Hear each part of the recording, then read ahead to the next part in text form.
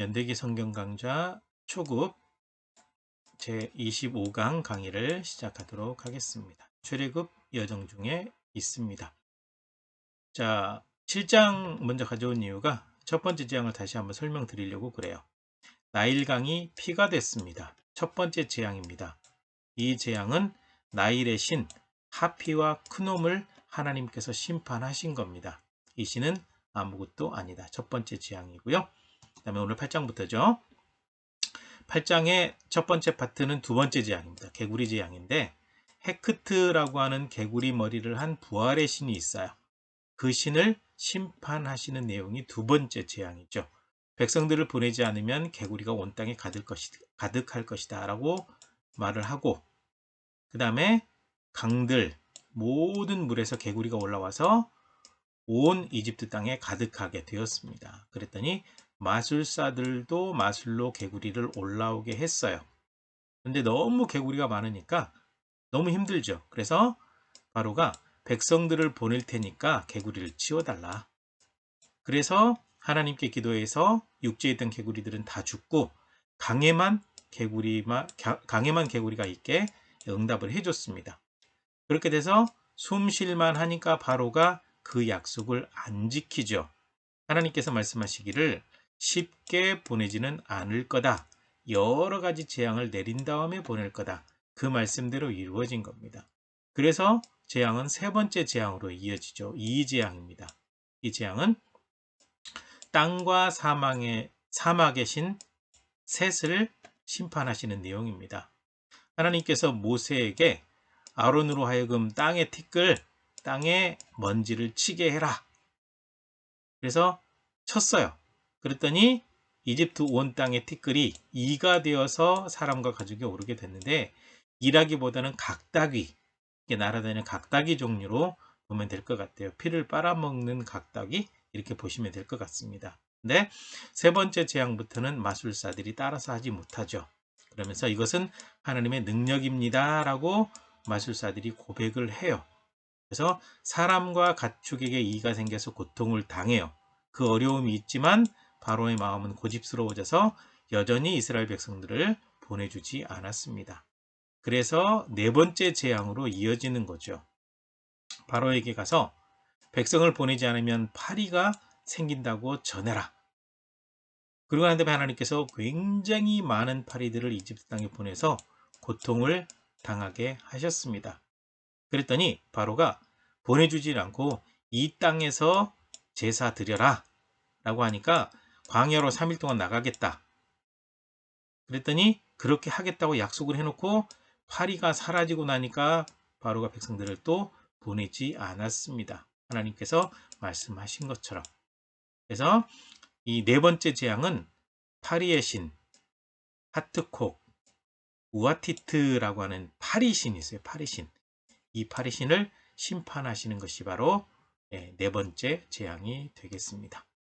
개구리 재앙, 이런 개구리들이 올라왔고, 그 재앙에 개구리를 치울 때 죽어서 이 냄새가 났던 그 재앙이고요.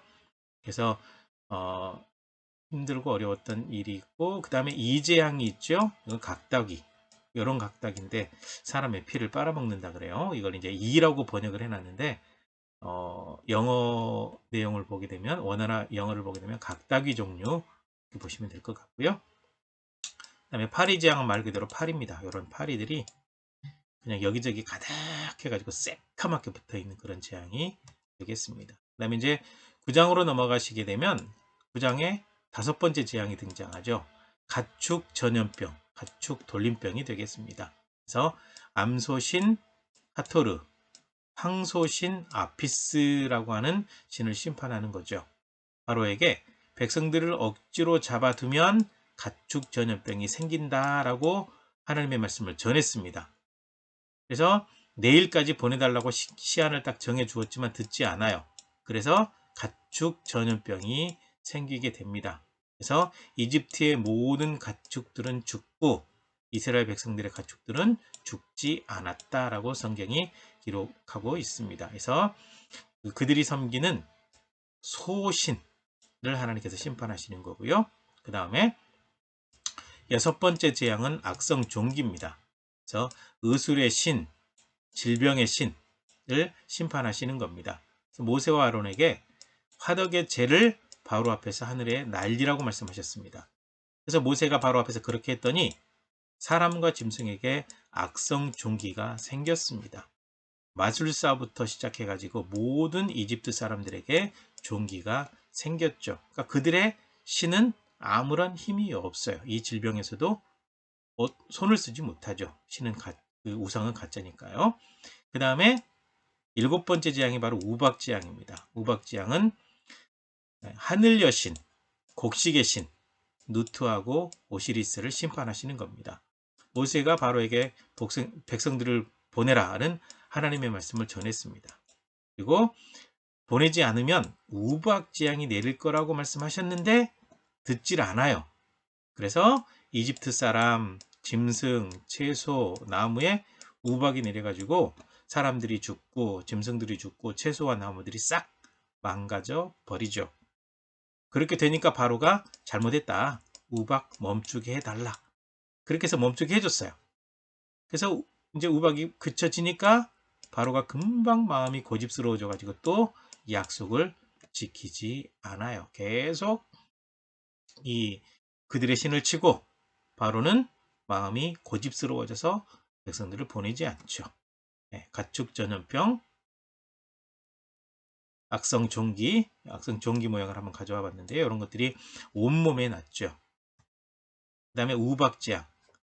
이게 큰 거는 인터넷 보니까 이 정도 되더라고요. 아마 이보다 더 큰 것도 있다고 얘기를 들었는데 엄청나게 큰 우박이라서 맞으면 즉시 사망입니다. 이런 재앙이 이집트에 내렸죠. 그 다음에 10장 보시게 되면 8번째 재앙이 나오죠. 메뚜기 재앙입니다. 곡물의 신 세트라고 하는 신을 심판하시는 겁니다. 백성 보내기를 거절하면 메뚜기 재앙이 있을 거라고 말씀하셨습니다. 바로의 신하들도 우리가 망하게 됐으니까 빨리 보내라고 간청했죠. 그리고 이제 이 바로가 다 가겠다고 하니까 장정들만 가고 나머지는 있어라. 이 약속이 자꾸 바뀌게 돼요. 그래서 모세가 이집트 땅에 지팡이를 내밀어 가지고 메뚜기를 불러들였습니다. 하나님께서 동풍으로 메뚜기를 확 몰아오셨는데 메뚜기가 채소와 나무의 잎사귀를 싹 먹어버립니다. 그랬더니 그제 가서야 바로가 잘못했다고 용서를 빌어서 메뚜기를 홍해에 넣어서 메뚜기가 사라지게 했더니 바로의 마음이 또 고집스러워져서 보내지 않아요. 그래서 9번째 재앙으로 이어집니다. 9번째 재앙은 흑암입니다. 이집트 전 지역에 3일 동안 흑암이 있게 하셨습니다. 그러나 이스라엘 백성들이 살고 있는 곳에는 빛이 있었죠. 그래서 바로가 모두 가서 하나님을 섬겨라. 그렇게 말을 해놓고 또 말을 바꿔요. 그래서 모세가 다시는 얼굴을 보지 않을 것이다 라고 말을 하고 나오게 되는데 이 9번째 재앙은 그들의 태양신, 하늘의 여신이 진짜가 아니다. 이 신을 심판하시는 그 재앙이 바로 9번째 재앙이 되겠습니다. 메뚜기 재앙이 있고요. 3일 동안 흑암이 있죠. 아마 엄청나게 많은 사람들이 고통당했을 겁니다. 3일 정도 어두웠기 때문에. 그 다음에 이제 11장으로 넘어가시게 되면 하나님께서 이제 마지막 재앙이 하나 더 남았는데 이거 내리고 나면 아마 쫓아낼 것이다. 너희가 나가게 될 것이다. 그러니까 갈 때 그냥 가지 말고 이웃에 있는 이집트 사람들에게 은금과 폐물을 달라고 하라고 백성들에게 말해라. 그래서 하나님께서 이스라엘 백성들로 하여금 이 애굽 사람의 은혜를 받아서 이제 많은 금은보화도 챙겨가지고 나가게 해주겠다. 그렇게 하겠다라고 말씀하시는 거죠. 그리고 그 모든 일이 있게 되면 이 모세는 바로와 바로의 신하들과 백성들 눈에 굉장히 위대한 사람이 되는 거죠. 그렇게 하나님께서 보이게 하시는 겁니다. 그리고 이제 10번째 재앙에 대해서 얘기를 하고 있는데 이집트 모든 사람과 짐승에 처음 난 것이 죽을 거다. 이집트 전역이 슬픔에 잠기게 되고 개도 이스라엘 백성들을 향해서 짖지 못하게 된다. 사람도 짐승도 개도 이스라엘 백성들에게 한마디도 못한다 라는 얘기를 하시는 거죠. 그 다음에 왕의 신하들도 절을 하면서 나가달라고 말을 하게 될 것이다. 그 정도로 심각한 재앙이 있게 될 것이다. 그 이유가 바로가 말을 듣지 않았기 때문에 한 가지 재앙을 더 내리신다. 이스라엘 백성들을 내보내지 않았기 때문에 10번째 재앙이 내려지는 것이다 라고 말씀하고 있습니다. 그 다음에 이제 12장으로 넘어가시게 되면 하나님의 유월절에 대한 얘기가 나옵니다. 그래서 이제 유월절 그 10번째 재앙이 있는 밤, 그 밤을 준비하게 되는데 재앙의 그 그림자가, 죽음의 사자가 피가 발라진 집은 넘어갔다. 그래서 유월절이거든요. 그래서 양을 잡아서 먹을 텐데 이 피를, 양을 먹는 집 좌우 설주와 임방에 바르도록 해라. 그리고 양고기와 누룩을 넣지 않은 떡과 쓴나물을 함께 먹도록 해라. 이게 유월절 준비를 하도록 하는 거고, 이게 이제 영원한 기념이 되는 절기가 되는 겁니다. 그 다음에 무교절을 7일 동안 지켜라. 유월절은 하루, 유월절과 연결되어 있는 무교절, 이게 7일입니다. 그래서 유월절 이날을 기억하고 7일 동안 무교절을 지켜야 한다. 그래서 모세가 하나님의 말씀을 백성들에게 전했고 그대로 준비하게 되죠. 그래서 이제 이스라엘 백성들이 양을 잡고 피를, 양고기를 먹는 집 문설주와 임방에 발랐죠. 그랬더니 피가 발라진 집은 재앙이 넘어갔습니다. 이때 집 밖으로 전혀 나가지 마라. 이렇게 얘기하고 있거든요. 그래서 10번째 재앙이 임하게 되었을 때 하나님께서 이집트의 모든 장자, 바로의 아들부터 시작해서 모든 장자와 짐승의 처음 난 것까지 다 죽이는 겁니다. 그래서 그 재앙이 있을 때 이 10번째 재앙은 바로가 신이거든요. 왕을 신으로 여기는 이집트 백성들 앞에서 바로도 신이 아니다 라는 것을 보여주는 것이 바로 10번째 재앙이 됩니다. 그렇게 되니까 바로가 이제 모세와 아론을 불러가지고 나가라고 간청하게 됐죠. 그래서 이제 나가게 되는 겁니다. 그래서 이스라엘 백성들이 이집트에 거주한 지 430년 만에 이집트에서 나오게 되었다라는 거죠. 그리고 이제 유월절을 계속해서 지킬 텐데 유월절을 지키는 모든 사람은 할례를 받아야 된다. 할례를 받은 사람이 유월절을 지킬 수 있다. 이 규례를 딱 정해 놓았죠. 10번째 재앙과 연관된 절기가 바로 유월절이 되겠습니다. 이렇게 여기가 설주, 여기가 임방이 되죠. 피를 발라놓고 피가 발라진 집은 죽음의 재앙이 넘어갔다. 유월절, 이렇게 기억하시면 될 것 같습니다. 이스라엘 백성들이 영원히 지켜야 될 절기가 되는 거죠. 10번째 재앙과 관련되는 거죠. 장자의 죽음, 바로의 아들부터 시작해서 모든 종들의 아들, 큰아들까지, 모든 짐승의 처음 난 것까지 다 죽게 되는 겁니다. 그렇게 돼서 이제 쫓기다시피 나오고, 나올 때 은금 패물을 달라고 했더니 이집트 사람들이 다 내어줘요. 그래서 몽땅 챙겨가지고 나오게 됩니다. 출애굽기 13장 보시게 되면 이제 무교절을 지키라 라고 얘기를 할 때, 출애굽한 날을 기념할 때에는 무교병을 먹도록 해라. 적과 꿀이 흐르는 가나안 땅에 들어가서도 반드시 이 절기를 지키도록 해라. 이 무교절을 지키는 7일 동안은 유교병은, 누룩은 절대로 집에 두지 말라라고 말씀하셨습니다.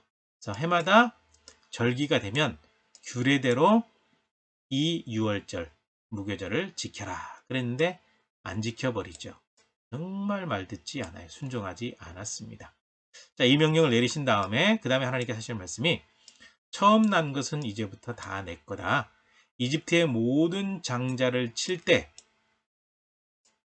처음 난 이스라엘 백성들의 처음 난 아들들, 처음 난 짐승들은 하나도 죽이지 않겠다. 그러므로 앞으로는 처음 태어난 모든 것은 다 하나님의 것이다. 하나님께 드리도록 해라.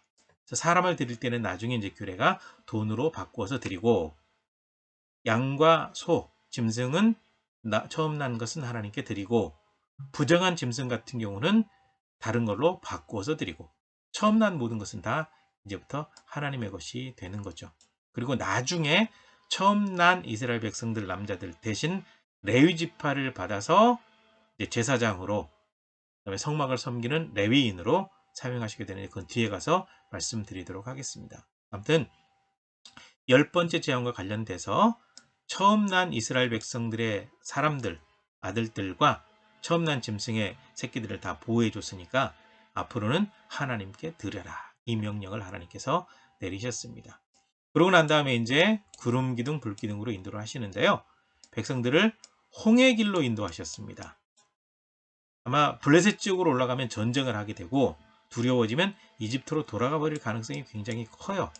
그래서 계획하신 가운데 홍해 길로 인도하시는 겁니다.